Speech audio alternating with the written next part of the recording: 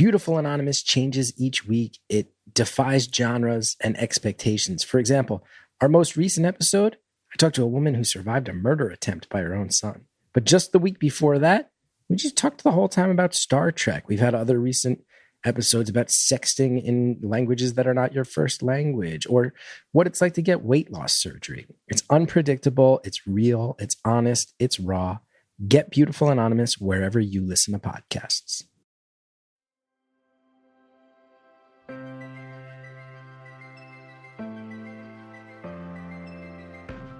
As a small business owner, have you ever felt overwhelmed by the pressure of choosing the right hire or leading a team? Or have you ever found yourself tolerating a bad hire because you fear trying and failing again as you repeat the hiring process? If so, you're not alone, and you are in the right place. Welcome to the Growing Your Team podcast. The Growing Your Team podcast teaches business owners like you to expand your unique business by teaching you to master the hiring and team management process. Hiring and managing a team does not have to be a challenge. You just have to learn to do it right. And the Growing Your Team podcast teaches you how to become a confident leader who hires right every single time. Now, let's jump into the show where each episode you will learn tips on how to identify what type of help you need on your team, how to source amazing candidates, how to conduct interviews that lead you to your ideal team member, how to onboard successfully, and how to lead every person in your business so you have a team of rock stars who you are happy to pay every single paycheck. So let's jump in and teach you how to hire like a pro. Hello, Jamie Van Kuyk here, and welcome back to the Growing Your Team podcast. Today, we're going to talk about how to assess a candidate's culture fit during an interview.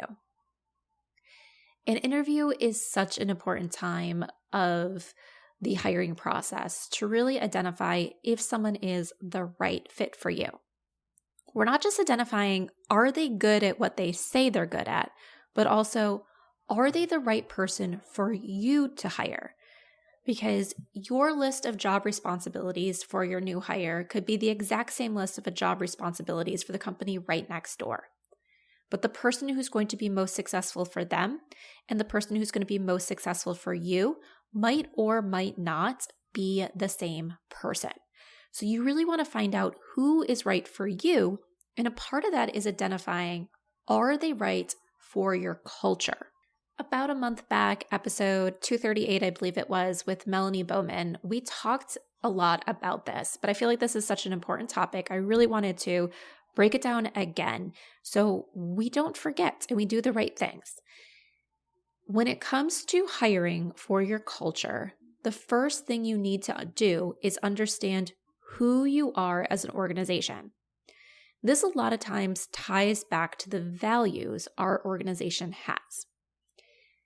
Values are not a marketing thing where it's like, ooh, let's come up with these words that are good for our marketing purposes. Your values are really what makes you tick as an organization, internally, externally, those things that say, this is who we are, this is how we operate, this is even how we are different than competitors. So some companies are very clear on their values.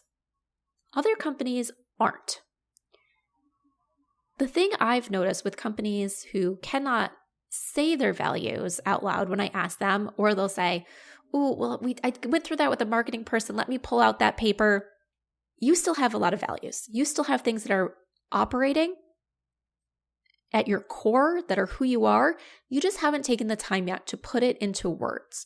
But when we dig deep, you have values, you have things that are important to you, you have things that are really running your business in certain ways, and that is important to know. So sometimes you need to do the work with somebody to help pull out the exact verbiage, but you have core values that define your culture, even if you cannot name them off the top of your head. It's better when you can name them off the top of your head because then you really make sure to integrate it into everything you do, but you still have these values that are your culture. So what you want to do to make sure that you hire someone that can fit in your culture is determine what is important. You want to think about how you serve your clients, how you serve your customers, how you interact with other people. So if this is your first employee, how have you interacted with contractors that you've worked with? What is your communication style? What are your expectations? What are things that you say, if I say this is non-negotiable about a candidate, what comes to mind first? Other than, well, they need to be able to complete the core responsibilities of their job. I'm saying, what is something that makes you say, yes, this person would be a perfect fit versus not? And I don't want you to stop at just the surface level words because the surface level words don't really tell you that much. For example, if you tell me, well, one of our core values is being a team player, well, what does that mean? What does a team player mean to you in your organization? How do we define that?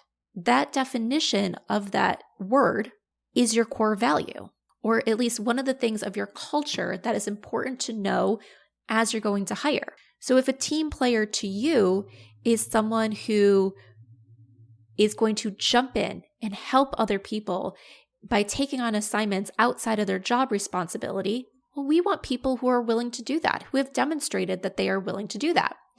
You might run an organization where it's like, no, they can't do that because everyone is specialized in their own thing. So I don't want someone that's going to jump in and do something that they're not skilled to do and not trained to do. Being a team player for us means that you recognize that everyone is working together towards the same deadline and that your job needs to be done when you said it was going to be done so the other person can do their responsibilities within that project and that everything is connected and we are working together as a whole to get to that deadline even though we all have our own responsibilities within the project. So those are two different definitions of being a team player. One is helping each other out by taking work off of someone's plate. And the other one is recognizing that all your work is interconnected and saying that, well, I can't be late with my work because then it pushes back the entire project and impacts someone else. So you need to know how these things show up in your organization. What makes you happy? What makes you function as a whole? And yes, you might be sitting there and saying, but it's only me right now. So how do I really know this so far? It might be a little bit harder, but there are some things that are going to come immediately to your head. Because once again, how do you work with your clients?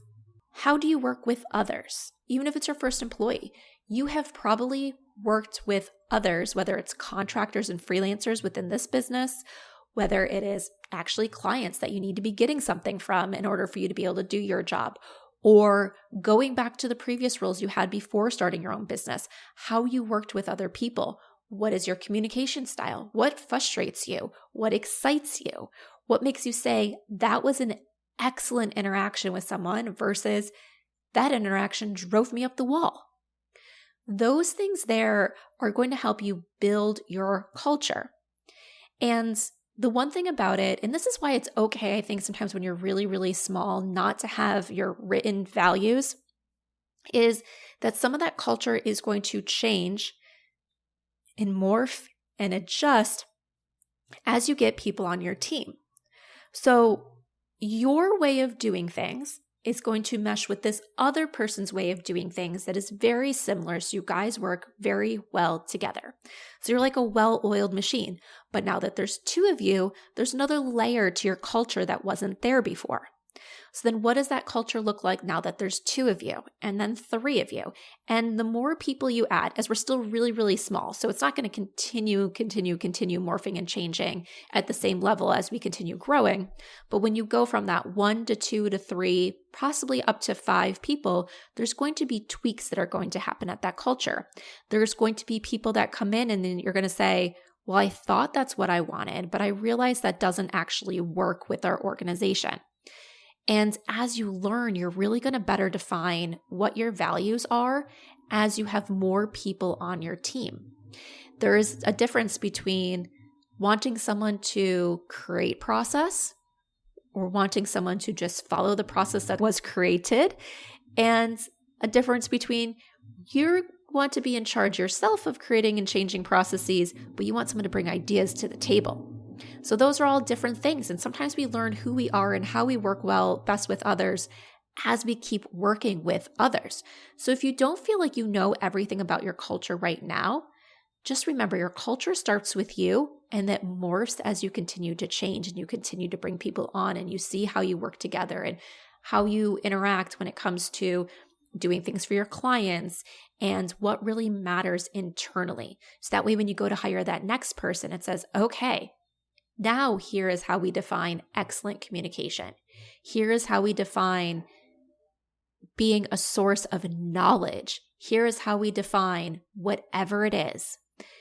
And so that way, as you continue to go higher, you can focus on those things. So now that we know kind of like where and how to define what our culture is, how do we determine it? Well, it's by asking questions in the interview. It's about asking questions that help determine, how did this person operate in the past? So we're not going to ask, do you see yourself as a team player? Define yourself as a team player. We're going to ask a question that is going to uncover how they were a team player.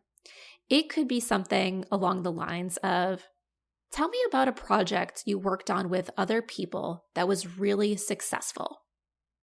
Okay, they're going to tell you about the project. And the follow-up question is, what about your interaction with your team members made that project a success in your eyes? Another follow-up question, is there anything you would change in hindsight about your interaction with your other team members that you think would enhance future projects? And just asking questions like that to determine, how do they actually interact with people? That is going to help pull out who they are and how these core values and everything show up for them. And then if there's an alignment of how it shows up for them and how you want it to show up in the organization, it's a fit. And of course, if you need help determining what to ask during these interviews so you can determine if someone meets your core values, that's what we do here at Growing Your Team. So don't hesitate to reach out and we will help you set yourself up for success so you can determine if someone is going to be a great fit for your culture. And that wraps up this episode of the Growing Your Team podcast. But before we go, are you ready to gain the confidence to hire like a pro, but need to find a way to do so that fits your limited time and doesn't stretch your budget beyond its capacity? Let's face it, hiring has a lot of complexities. And if you don't know what you're doing at each step, you increase your chances of hiring the wrong person and then having to spend both time and money to rehire. So it's something that you want to do well the first time. But if you're like many small businesses that are hiring their very first contractors and employees, you most likely don't have thousands of dollars to spend on high-level hiring consultant services or full-service recruiting. But you still need help. You still need guidance. You still need the support to hire well. That is exactly what the Micro Hiring Consulting Program is for. This is a consulting program designed to support you through the process of hiring and onboarding contractors and part-time and full-time employees in a manner that fits your schedule and your budget. It's a month-to-month consulting program that gives you access to one-on-one calls, office hours, live training, and unlimited email support so you have expert eyes on every job post, interview question, onboarding plan, or anything that you create so that way you know it will work for you and be successful in the process of finding your ideal candidate. To learn more about this consulting opportunity and how you can get hiring support that fits your time and your budget, head on over to growingyourteam.com/micro. Once again, go to growingyourteam.com/micro to learn more about this consulting program that's going to help guide you to successful hires every time.